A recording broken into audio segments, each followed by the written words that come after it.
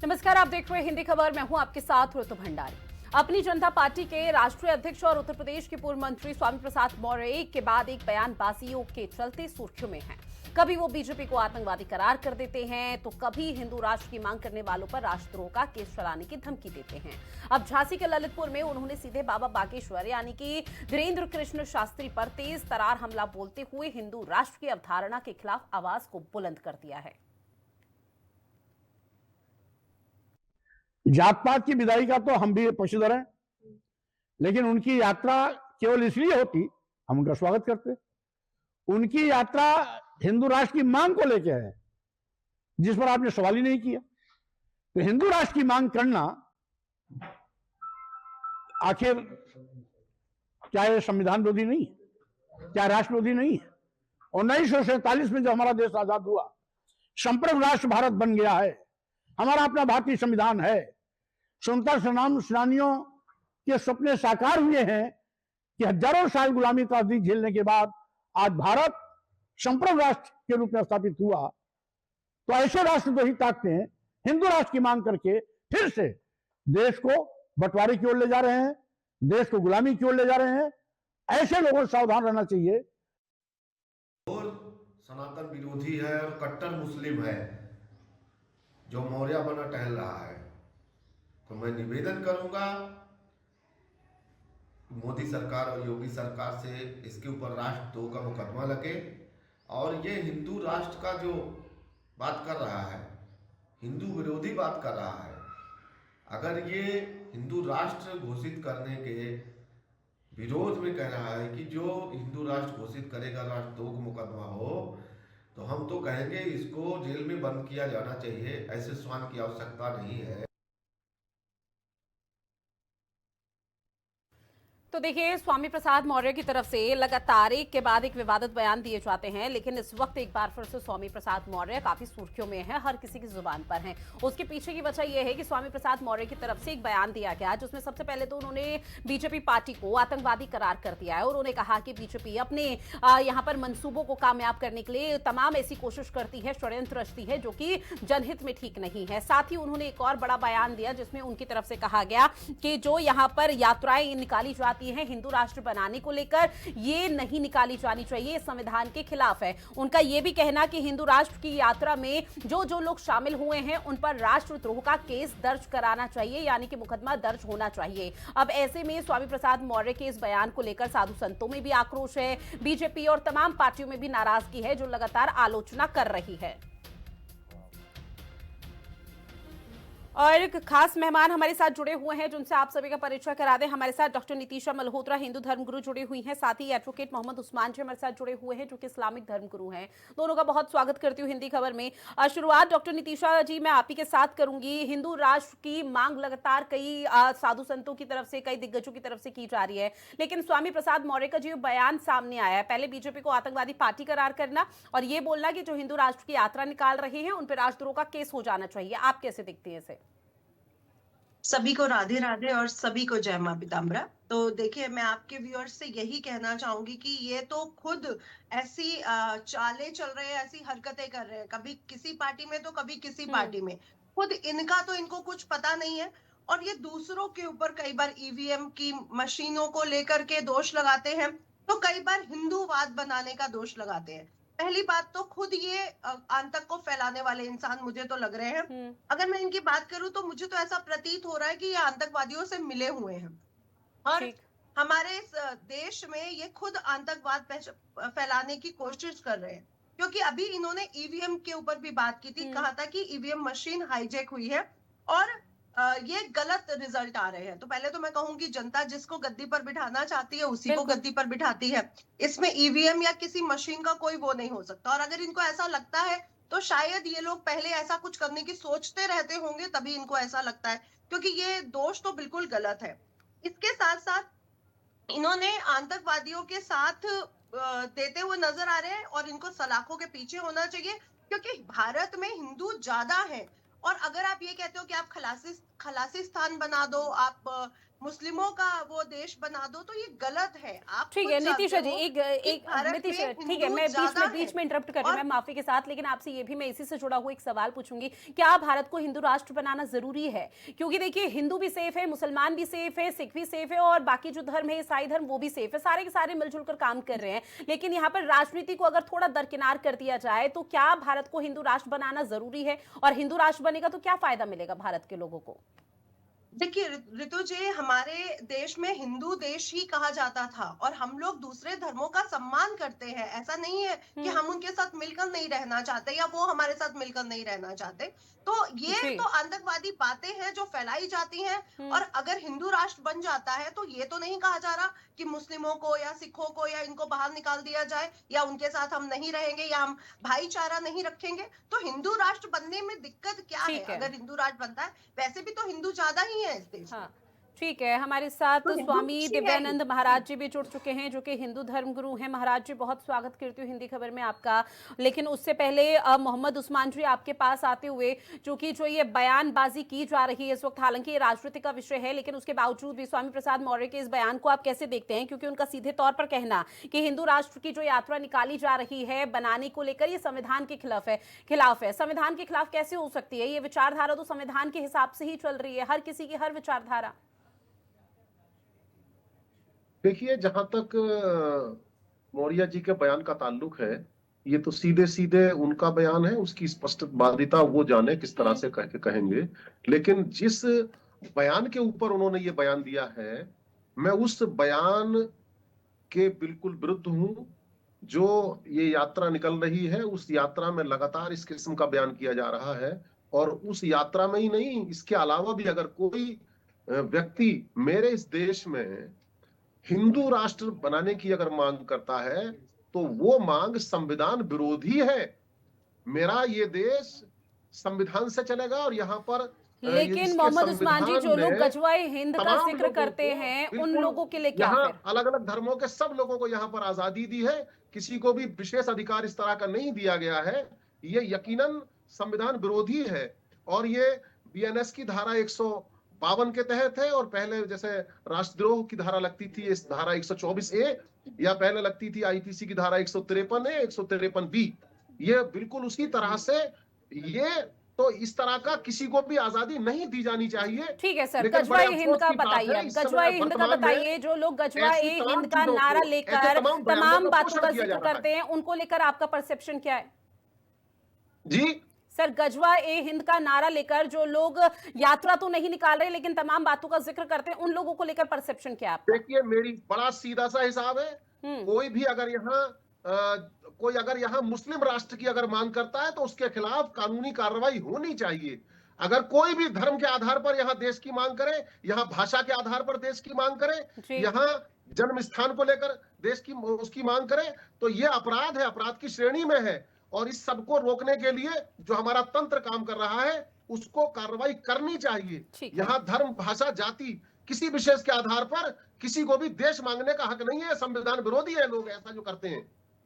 ठीक है, हमारे साथ इस्लामिक स्कॉलर एक और जुड़ गए हैं, अहमद जावेद जी। सर, आपका भी बहुत स्वागत करती हूँ हिंदी खबर में। लेकिन उससे पहले स्वामी दिव्यानंद महाराज जी, आपके पास आते हुए, हिंदू राष्ट्र की मांग लंबे समय से की जा रही है। हाल फिलहाल में धीरेन्द्र कृष्ण शास्त्री की तरफ से यात्रा निकाली गई थी, और उस यात्रा को लेकर अब ये कहा जा रहा है कि जो जो यात्रा में शामिल हुआ था, अब उस पर राष्ट्रद्रोह का केस दर्ज हो जाना चाहिए। और ये बात स्वामी प्रसाद मौर्य कह रहे हैं, आप क्या कहेंगे? वंदे मातरम सभी पैनलिस्टों को। सबसे पहला स्वामी प्रसाद मौर्य के बारे, आज मैं अपनी भाषा पर नियंत्रण नहीं रख पा रहा हूँ। ये स्वामी प्रसाद मौर्य जो है, लगातार श्री राम का विरोध, रामायण का विरोध, हिंदुत्व का विरोध, सनातन का विरोध करने का इन्होंने ठेका ले रखा है। इसके दिमाग की इसका पेच ढीला हो गया है। और जिस दिन हिंदू राष्ट्र हुआ, उससे बाहर करके धक्के मार के उसको बाहर किया जाएगा, बाघा बॉर्डर के पार। रह गई बात हिंदू राष्ट्र, भारत हिंदू राष्ट्र था, भारत हिंदू राष्ट्र है, भारत हिंदू राष्ट्र रहेगा। भारत हिंदू राष्ट्र के नाम से अगर किसी को आपत्ति है या संशय है, तो स्पष्ट रूप से जान ले, भारत हिंदू राष्ट्र मतलब राम राज्य की बड़ी परिकल्पना है। राम राज्य मतलब सभी को गले लगा के रखना, इस्लामिक कंट्री मांगा गया था, 1947 में उन्हें दे दिया गया। आज जो मुसलमान हमारे साथ रहते हैं, मैं उनसे निवेदन करना चाहूंगा, आपने भारत को अपनाया है, भारत आपको गले लगा के रखा है, आपको भी हिंदू राष्ट्र में आपत्ति नहीं होनी चाहिए। यह मेरा वादा है कि हिंदू राष्ट्र में कभी लेकिन किसी स्वामी को- दिव्यानंद जी, निश्चित तौर पर आपकी कई बातों से मैं बिल्कुल सहमत हूं, क्योंकि आपने कई महत्वपूर्ण बातों का जिक्र किया। लेकिन आपने कहा भारत हिंदू राष्ट्र था, है और रहेगा। जब भारत पहले से हिंदू राष्ट्र था भी, है भी और रहेगा भी, तो उसे घोषित ऑफिशियल तौर पर करना क्या जरूरी हो जाता है? बिल्कुल, एक हमारी पहचान की आवश्यकता पड़ती है। आपने बोला सभी यहाँ पर सेफ हैं, यहाँ बिल्कुल सेफ नहीं है। आज हम बात कर रहे हैं, सेफ रहोगे, एक रहोगे तो सेफ रहोगे, इस नारा लगाने की आवश्यकता क्या पड़ी? महाराज जी, ये तो पॉलिटिकल जो स्टंट है, ये तो राजनीति का स्टंट है, पॉलिटिकल स्टंट है, जो कि यहाँ पर चुनाव के प्रचार के दौरान यूज किया जा रहा है। एक रहेंगे, सेफ रहेंगे, इसे कैसे हम बोल सकते हैं? मैं अभी जहां पर बैठकर डिबेट कर रही हूँ, मैं तो सेफ हूँ सर, मैं भी तो हिंदू हूँ ना, मैं सेफ हूँ। आप जहां पर बैठे हुए हैं, आप सेफ है। कौन खतरे में? ना तो हिंदू खतरे में, ना मुसलमान खतरे में है। मुझे तो कुछ नजर नहीं आया। देखिए, वो बड़ा प्रासंगिक है, ये नारा बड़ा प्रासंगिक है आज के डेट पे लगाया। रह गई बात, हिंदू तो स्वामी प्रसाद मौर्य भी हैं गलती से, लेकिन उसके अंदर में हिंदुत्व का कोई गुण नजर नहीं आता। वो एक तरफ की तरफदारी करते हैं, उनका वकालत करते हैं क्या वोट लेने के लिए, या उनके अंदर में फिर वही खून दौड़ रहा है, ये तो नहीं पता, ये तो पता करना पड़ेगा। तो हिंदू होकर भी हिंदू विरोधी बात करता है व्यक्ति, ऐसे व्यक्ति को देशद्रोही, राष्ट्रद्रोही, हिंदू द्रोही इसको घोषित किया जाना चाहिए। और मैं पुनः बोलता हूँ, हिंदू राष्ट्र जिस दिन हुआ, ऐसे लोगों को बाहर किया जाएगा। और जो देश में है, सभी हमारे हैं, जैसे हमारे पूर्वजों ने सभी को रखा, गले लगा के हम एक रहे हैं, एक रहेंगे, किसी से विरोध नहीं है। हिंदू राष्ट्र का मतलब किसी से विरोध नहीं है। एक स्वच्छ, शुद्ध, एक सुंदर शासन प्रणाली का नाम है हिंदू राष्ट्र, जिसे हम राम राज्य के नाम से भी जान सकते हैं। ठीक है। श्री राम की धरती है, श्री कृष्ण की धरती है, यह गुरु गोविंद सिंह की धरती है, बिरसा मुंडा की धरती है, संत रविदास की धरती है। हमने प्रेम से रहना जाना है, प्रेम से सीखा है, हम प्रेम से रहेंगे, रखेंगे सबको। बिल्कुल। और वो सवाल जिसका तर्ज बना हुआ है कि प्रेम से रहने के लिए क्या किसी राष्ट्र को हिंदू राष्ट्र घोषित करना अनिवार्य हो जाता है? जावेद जी, आपके पास आते हुए, चूंकि लगातार हिंदू धर्मगुरुओं से मेरा यही सवाल है कि हिंदू राष्ट्र बनना जरूरी है, लेकिन अब आप लोगों से सवाल सर मेरा ये रहेगा कि अगर हिंदू राष्ट्र बन गया तो दिक्कत क्या है? ऐसा तो है नहीं कि जो दूसरे धर्म के लोग हैं उन्हें देश निकाला कर दिया जाएगा, वो भी देश में तब भी वैसे रहेंगे जैसे आज रह रहे हैं।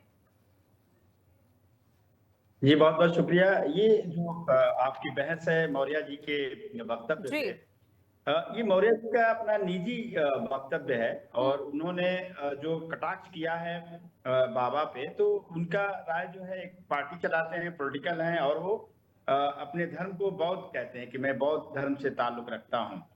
जो हमारे धर्मगुरु, हिंदू धर्मगुरु महाराज का जो एक वक्तव्य जो सामने आया है, जो बहुत ही क्लियर और स्पष्ट कह रहे हैं कि ये हमारा हिंदू धर्म था, हिंदू धर्म है, हिंदू धर्म रहेगा। आपके धर्म को और आपके जोग्राफिकल से किसी ने किसी को कोई प्रॉब्लम नहीं है, किसी तरह की कोई समस्या नहीं है। क्वेश्चन ये है कि क्या आपके पास पूरी सत्ता, शासन, डबल इंजन की सरकार होने के बावजूद बाबा को किस तरह का खतरा है, और किस मजहब से खतरा है, किस पार्टी से खतरा है? तो सवाल आपका ये अंतर्विरोध का है। आप क्या हिंदू अल्पसंख्यक में महसूस कर रहा है? अगर आप तमाम जोग्राफिकल और डेमोग्राफिक सेटअप अगर मुल्क का देखेंगे आप, तो हिंदू क्या अल्पसंख्यक हो गया है? इस नारे की जरूरत क्यों पड़ी? देखिए, ये बहुत ही सीरियस मोड पे, ये जो जहाँ पे पूरी पार्टी अपने मुद्दे पर लबरेज है, और इसमें किसी हिंदू मुस्लिम की बात नहीं आई, किसी क्रिश्चियन की बात नहीं आई, किसी बौद्ध की बात नहीं आई। अगर उनका एक पर्सनल वक्तव्य है जो अक्सर वो देते रहते हैं, उसमें मुसलमान को कड़ी मानकर किसी मुसलमान ने इस बात पे न विरोध करता है, न आपको आपत्ति जताता है। हाँ, ये जरूर है कि अगर ये मुल्क संविधान से चलता है और चलेगा, तो इसके वजूद पे खतरे पर अगर कोई प्रश्न लगाता है, तो ये डेफिनेटली ये जो है कानून के शिकंजे कसने चाहिए ऐसे लोग पर। स्वामी प्रसाद मौर्य पर भी होना चाहिए अगर वो कानून के और संविधान के खिलाफ बात करते हैं। बाबा भी अगर कर रहे हैं, महाराज भी अगर कर रहे हैं, या हम भी कर रहे हैं, तो ये संविधान से देश चलेगा। लेकिन जो प्रश्न चिन्ह है वो ये है, क्या हिंदू अल्पसंख्यक है, क्रिश्चियन, आदिवासी, और मुसलमान तमाम, अगर डेमोग्राफिक और इसके पॉपुलेशन के आधार पे देखेंगे तो ये जो हमारे महाराज जी की जो बात है, ये एक डर और खौफ की बात करता है। तो मैं बहुत ही इत्मीनान और यकीन से ये कहता हूं कि ये मुल्क खतरे में नहीं है, ये मुल्क खतरे में रहेगा भी नहीं। निश्चित इसका तौर पर जावेद संविधान जी, की जो कोई संरचना है, देश खतरे में जो नहीं और ना ही धार्मिक कोई संरचना है, धर्म वो खतरे में मजबूत है। मैं आपकी बात से पूरी तरह से सहमत, लेकिन देखिए आपने कहा कि ये नारा सेफ है, एक है, इस तरह का नारा आया कहां से? हिंदू राष्ट्र की बात की जा रही है, आया कहां से? लेकिन सर कुछ लोग तो अभी हमारे देश में ऐसे भी है ना जो गजवाए हिंद का जिक्र कर रहे हैं। नहीं नहीं, ऐसे नहीं है। ये देखिए, ये बात बहुत स्पष्टता से कही जा सकती है कि नैरेटिव कौन स्टेब्लिश करता है। ये बात नैरेटिव की है, जैसे बहुत आपने साफ और अच्छी बात कही कि ये पॉलिटिकल नैरेटिव है, सेफ है। किसने सेफ किया? जहां पे प्रधानमंत्री से लेके तमाम मुल्क के गवर्नर और राष्ट्रपति से लेके और कप्तान तक और डीएम तक सब सनातनी और हिंदू हैं। मुसलमानों को कोई खतरा नहीं है, बौद्धिस्ट को कोई खतरा नहीं है। खतरा बाबा लोगों को क्यों है? ये नैरेटिव समझना होगा। और इस टाइम में जहां पे किसी खास तबके के लोगों को अपने बात, अपने आजादी के लिए, अपने किसी भी प्रदर्शन पे रोक है, किसी तरह की आजादी उसको नहीं है, वहां पे पूरी तरह से खुलेआम एक पूरी मनमाने तरह की बात कही जा रही है जो संविधान के विरोध है। ये संविधान को कल्पित करता है, ये हमारी आजादी और हमारी समरसता को कल्पित करता है। मेरा ये कहने का तात्पर्य है कि धर्म में रह के आजादी किसने छीनी? जी, खतरा पैदा हुआ। ठीक है सर। नीतीशा जी जल्दी से अपनी बात रखिए। ठीक है सर, ठीक है, ठीक है जी। जैसे कि ये बोल रहे हैं कि हमें खतरा नहीं है, देखिए हमें खतरा किसी से नहीं है, और ये भी जानते हैं, हम भी जानते हैं कि इस देश में हिंदू हैं कितने। खतरा कहाँ पे है? जो अभी लाल किले के पास बॉम्ब ब्लास्ट हुआ वहां पर है। खतरा कहाँ पे है? जो कश्मीर में है, जो लोग उनको मदद करते हैं और हमारे साथ ऐसा करते हैं, जहाँ पे प्रधानमंत्री जी का, माननीय प्रधानमंत्री जी का नाम लेके ये पूछा गया कि ऐसा उसको जाके के बोलो और तुम्हें बचाए। तो खतरा हमें इन लोगों से है, हमें किसी धर्म से खतरा नहीं, और ना कभी धर्म किसी धर्म को खतरे में ले जाता है। खतरा आतंकवादियों से है जो ऐसे बयान देते हैं, जिनको लोग ऐसी हेल्प करते हैं और हमारे देश में बुला करके बॉम्ब ब्लास्ट वगैरह करवाते हैं।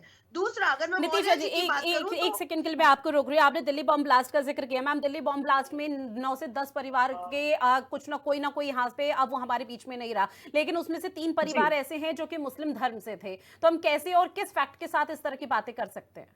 देखिए, मैं मुस्लिम धर्म की वहां पे बात नहीं कर रही, मैं कह रही हूँ ऐसे लोग जो आतंकवादियों की मदद करते हैं। यहाँ पे मैंने मुस्लिम धर्म को सीधा सीधा टारगेट नहीं किया है, पर इनडायरेक्ट वे में तो वही सब चल रहा है ना।